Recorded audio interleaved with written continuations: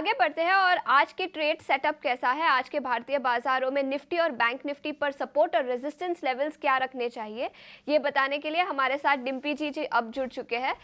डिम्पी जी बताएं, आज के ट्रेडिंग सेशन में ट्रेड सेटअप कैसा रहेगा और ट्रेडर्स को अपने आप को कैसे पोजीशन करना चाहिए।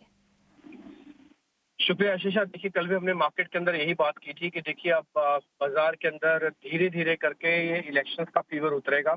ये 2-4 दिन में उतर जाएगा कंप्लीटली, और कल काफी हद तक उतर गया है। ये जो 30 का विक्स कल गिरा है ना, ये कल से सारा फीवर उतार दिया। आपका एग्जिट पोल उतर गया, अब आपका इलेक्शंस उतर गए। सिर्फ और सिर्फ एक इवेंट रह गया जिसकी वजह से 15 नहीं आया, वो है पॉलिसी। 7 तारीख की पॉलिसी क्लोज हो जाएगी ना, तो ये भी खत्म हो जाएगा। तो आपने इंडिया विक्स के हिसाब से ये तो समझ लीजिएगा कि अब आपके पास जो एबनॉर्मल मूव आते थे, 2000 पॉइंट बैंक निफ्टी चल गया जी, 4000 पॉइंट बैंक निफ्टी टूट गया, 1000 पॉइंट निफ्टी ऊपर आ गया, उसको आप टाटा बाय बाय कर दो। अब वो दिन गए। अब वो वॉलिडिटी मार्केट की खत्म हो जाएगी और ये वॉलिडिटी मार्केट के अंदर आपको नॉर्मल रूटीन मिल जाएगी। और 8 तारीख को अगर शपथ ग्रहण समारोह हो रहा है, देश के प्रधानमंत्री वापस से शपथ ले रहे हैं, तो ये मैटर भी 7 और 8 के जाते आते खत्म हो जाएगा। तो कुल मिला के आपके पास जब अगला हफ्ता होगा, तो अगले हफ्ते में आप बिल्कुल नॉर्मल होकर ट्रेड करेंगे। आपके पास कोई ट्रिगर नहीं है, ढूंढे से भी ट्रिगर नहीं मिलेगा आपको। अब आते हैं डाटा पे कि कल हुआ क्या एग्जैक्टली निफ्टी के अंदर। कल देखिए, निफ्टी के अंदर शॉर्ट्स की कवरिंग हुई है। शॉर्ट्स की कवरिंग या तो बिल्कुल फर्स्ट फेज में होती है या तो बिल्कुल लास्ट फेज में होती है।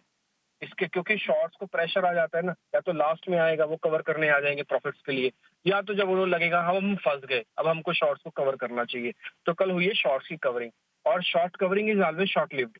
वो हमेशा शॉर्ट लिव्ड होती है। अब ये क्या करेगा मार्केट को ना, क्योंकि लेवल्स बहुत हिम्मत करके लाए गए हैं, सरकार का रिप्रेजेंटेशन है, नो कंफ्यूजन राइट नाउ। तो अभी क्या करेगा, धीरे धीरे साइडवेज कर देगा। ये इंडिया विक्स भी यही कह रहा है, ये निफ्टी का डाटा भी यही कह रहा है, और साइडवेज इसलिए करेगा क्योंकि जो शॉर्ट कवरिंग हुई है ना, बहुत ह्यूज अमाउंट की हुई है। करीब 15, 16, 17% तक की शॉर्ट कवरिंग हुई है। तो क्या उससे ओपन इंटरेस्ट भी कम हो गया। जो मार्केट में हम फ्यूल कहते हैं कि open interest kind of fuel, वो भी ऑलरेडी थोड़ा सा कम हुआ है। तो इससे क्या होगा कि बाजार थोड़ा शांत होने के लिए चल जाएगा। दूसरा इंपॉर्टेंट पॉइंट है, बैंक निफ्टी पे आते हैं। बैंक निफ्टी भी कल अच्छा दम लगाया, और आप देखिए, आप एक ही दिन के अंदर ना सारी एवरेजेस खराब हुई थी आशीषा।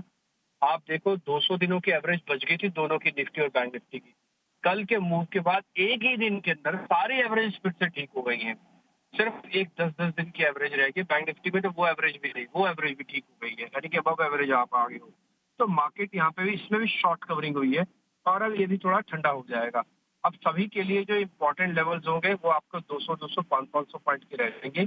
तो आज की जो निफ्टी के लिए इंपॉर्टेंट लेवल्स है, तो कहीं भी आके 22,300, 22,500 वाले लेवल्स पे होंगे। अब आपकी 23,000 के आसपास का बनेगा, और 23,000 अब आपका अल्टीमेट टारगेट रह जाएगा बस। यानी कि सीरीज के अंदर आप 23,000 आपका ये टारगेट बन जाएगा, और नीचे सपोर्ट के तौर पर आप वापिस से 22,000 का एक सपोर्ट जो है अपना बना के रखिएगा। तो इसी 1000 पॉइंट में सब कुछ खत्म होने जा रहा है अभी। और दूसरा पॉइंट, अब आप बैन वाले शेयर भी चेक करो, सिर्फ जी एंटरटेनमेंट बैन के अंदर है, और जरा बैंक के अंदर भी नहीं है शेयर। एक और चीज, पुट कॉल रेशियो भी नॉर्मल हो चुकी है। अब पुट कॉल रेशियो बिल्कुल फेयर वैल्यू पे आ गई है। बैंक निफ्टी का पुट कॉल रेशियो 0.8 से लेके 1 तक चलता है, तो 0.84 आ चुका है। निफ्टी का पुट कॉल रेशियो भी 0.73 है, थोड़ा बहुत चलेगा तो निफ्टी चलेगा। उसकी मैं वजह बताता हूँ, क्योंकि आईटी की भी चर्निंग नहीं हुई है पूरी, तो थोड़ा आईटी मोमेंटम प्ले करवा सकता है, इसलिए निफ्टी का पीसीआर थोड़ा कम है, इसलिए आईटी की हेल्प से थोड़ा निफ्टी और चल सकता है। और एक कल आपको अच्छे से याद होगा, हमने एफ के नंबर से बताया था कि देखिए एफ आपको इंडिया के अंदर जब तक शपथ ग्रहण नहीं हो जाता, तब से थोड़ा बहुत बजट अच्छे से नहीं जाता। तो एफ की जो कल होल्डिंग बढ़ी है ना, वो सिर्फ 5% बढ़ी है, कोई बहुत ज्यादा होल्डिंग। कल उन्होंने फिर से कैश में बेचा, और 1,000 करोड़ रुपए, तो ये हैजिंग होती है। टिपिकली जो मार्केट के अंदर वो कर रहे हैं, वो कम्प्लीटली बाय नहीं कर रहे। मैं आपको नोटिस कराता हूँ कि कल रिटेल का पार्टिसिपेशन भी कम हुआ है। कल चलते हुए बाजार रिटेलर अपना माल काट रहा था, उसको लग रहा है कि बस ठीक है, अब निकल जाओ बाहर सिस्टम से। तो सभी लोगों को जब लग रहा है कि भाई हो गया खत्म, हो गया खत्म, तो फिर वास्तव में खत्म हो रहा है। तो थोड़ा संभल के ट्रेड कीजिएगा। ऑप्शंस की प्रीमियम राइटिंग होगी आज। राइटिंग आपको करनी आती है तो ठीक है, नहीं आती है तो आप कॉल और पुट से थोड़ा दूर रहिएगा। और अगर आप काम कर भी रहे हैं तो छोटे छोटे प्रॉफिट आप अपने साथ काम कीजिए। बिल्कुल, तो ये राय है बाज़ारों पर कॉशियस रहना चाहिए, वॉलेटिलिटी अभी भी 1-2 दिन रह सकती है, लेकिन अगला वीक एकदम नॉर्मल हो सकता है। डिम्पी जी, बहुत-बहुत शुक्रिया हमारे साथ जुड़ने के लिए। इस बीच हमारे साथ देवांग शाह जी भी जुड़ चुके हैं, जो सीनियर टेक्निकल एनालिस्ट है एंजल वन के। देवांग जी, गुड मॉर्निंग और शुक्रिया हमारे साथ जुड़ने के लिए। सबसे पहले बताएँ इंडेक्स पर क्या राय बनती है? ट्रेडर्स को कैसे पोज़ीशन करना चाहिए और आपकी क्या राय बनेगी निफ्टी और बैंक निफ्टी इंडेक्स पर? Very good morning. बात करें निफ्टी की तो हमने पास्ट ट्रेडिंग में काफी वॉलेटिलिटी देखी है निफ्टी में, आगे भी वॉलेटिलिटी देखने मिल सकती है, तो अग्रेसिव ट्रेडर्स को इंडेक्स में ट्रेड करने की सलाह रहेगी। जहां तक निफ्टी के लेवल्स की बात करें, निफ्टी फ्यूचर का जो सपोर्ट है 22,300 एक सपोर्ट है निफ्टी फ्यूचर के लिए, 22,800 22,900 एक जोन है, रेजिस्टेंस जोन है निफ्टी फ्यूचर के लिए। जहां तक बैंक निफ्टी फ्यूचर के लेवल की बात करें तो बैंक निफ्टी फ्यूचर का जो सपोर्ट जोन है अराउंड 48,500 के अराउंड एक सपोर्ट है बैंक निफ्टी फ्यूचर के लिए, 49,800 रेजिस्टेंस फेस करा बैंक निफ्टी फ्यूचर। तो डेफिनेटली आगे भी हमें वॉलेटिलिटी देखने मिल सकते हैं इंडेक्स में।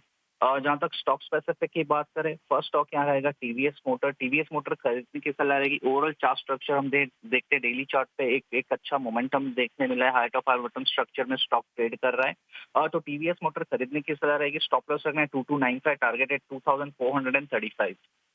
नेक्स्ट स्टॉक रहेगा आईटीसी। आईटीसी की बात करें तो एक रिवर्सल पैटर्न देखने मिला है आफ्टर फ्यू कंसोलिडेशन, स्टॉक में एक अच्छा मोमेंटम देखने मिला है कल के सेशन में, तो हमें लगता है कि आईटीसी में भी एक अपसाइड देखने मिल सकता है। आईटीसी खरीदने की सलाह रहेगी। स्टॉप लॉस रखना है 421, टारगेट है 444। जी की तरफ से दोनों ही स्टॉक्स पर खरीदारी की राय। एक है टीवीएस मोटर्स, जहां 2435 रुपीस प्रति शेयर का लक्ष्य दिया है, और दूसरा है आईटीसी, जहां पर 444 रुपीस प्रति शेयर का लक्ष्य। देवांग जी, बहुत बहुत शुक्रिया हमारे साथ ईटी नाउ स्वदेश पर जुड़ने के लिए। उसी कमोडिटी मार्केट्स पर भी फोकस करते हैं। काफ़ी एक्शन दिखा है कमोडिटी मार्केट में। चाइना में काफ़ी सारे एक्शंस हुए हैं, मैक्रो इकोनॉमिक कंसर्न्स के चलते ग्लोबल मार्केट पर भी फोकस रहेगा। भाविक पटेल, जो ट्रेडबुल सिक्योरिटीज के सीनियर रिसर्च एनालिस्ट है, वो अब हमारे साथ जुड़ चुके हैं। भाविक, बताएं सबसे पहले क्या ट्रेड रहेंगे कमोडिटी बाजार में? Very good morning. I think अगर ट्रेड में बुलियंस की बात करें तो मुझे लग रहा है सोने और चांदी दोनों में बाई करना चाहिए। कल हमने देखा था कि जो यूएस के इस बार जो मैन्युफैक्चरिंग डेटा है वो थोड़े वीक है, तो वापस से अभी एक्सपेक्टेशन हो रही है कि सितंबर या दिसंबर में शायद रेट कट हो सकते हैं।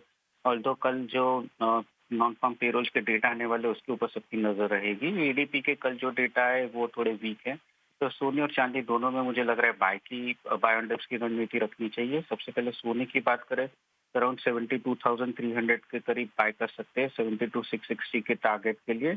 और चांदी की बात करें तो 90,100 के करीब बाय कर सकते हैं 90,800 के टारगेट के लिए, और स्टॉप लॉस रख सकते हैं 89,700 का।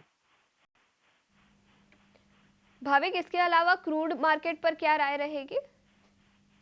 देखिए, क्रूड में हमने देखा कि ओपेक प्लस की मीटिंग के बाद अच्छी खासी गिरावट आई है। 2 दिन से अगर हम देखें तो थोड़ा 6070 के करीब एमसीएक्स में बेस बन चुका है। मुझे लग रहा है ब्रेंट में भी 75-74 एक अच्छा सपोर्ट जोन है। तो आई थिंक थोड़ा बहुत यहाँ से बाउंस बैक एक्सपेक्टेड है, तो आज के दिन बाय कर सकते हैं अराउंड 6150, टारगेट रख सकते हैं 6240 का, और स्टॉप लॉस रख सकते हैं 6090 का। ऑयल, अब क्रूड पर भी खरीदारी की राय, और बेस मेटल्स पर क्या राय रहेगी? बेस मेटल्स में देखिए, चाइना से जो डेटा है अभी भी वीक है। काफी सारे अगर हम देखें मैक्रो इकोनॉमिक फैक्टर्स, तो अभी भी थोड़े स्लो डाउन ही दिखा रहा है, तो मुझे नहीं लग रहा कि बेस मेटल्स में कोई बड़ी तेजी देखने को मिल सकती है। आई थिंक प्राइस कंसोलिडेट हो सकते हैं, और जिंक सबसे वीक लग रहा है सारे बेस मेटल्स के काउंटर में। तो जिंक में बिकवाली की राय होगी अराउंड 260, टारगेट रहेगा 257 का, और स्टॉप लॉस रहेगा 262 का। बिल्कुल, तो जिंक पर बिकवाली की राय। चाइना से जो डेटा आ रहा है वो काफ़ी नेगेटिव है, जिसके चलते जिंक पर बिकवाली की राय आपकी तरफ से। बहुत बहुत शुक्रिया हमारे साथ जुड़ने के लिए।